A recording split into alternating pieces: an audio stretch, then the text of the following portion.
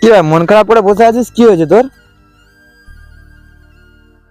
এই জীবনে কিচ্ছু নেই, চারিদিকে যাকে বিশ্বাস করবি সেই তোকে ধোকা দিয়ে চলে যাবে।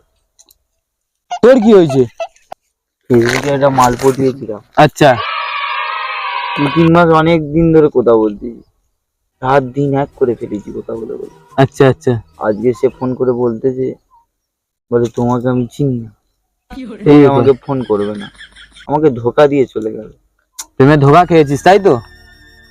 এখনকার প্রেমে কোনো গ্যারান্টি নেই, বুঝলি? চায়না কোম্পানি হয়ে গেছে। সবার একই অবস্থা রে ভাই, সবার একই অবস্থা, কোনো গ্যারান্টি নেই এখন। কি খাচ্ছি? বাদাম ভাজা খাচ্ছি। দে একটু খাই। কেন, তুই তো এক্ষুনি বলি প্রেমে ধোকা খেয়েছিস, আর বাদাম ভাজা খাবি?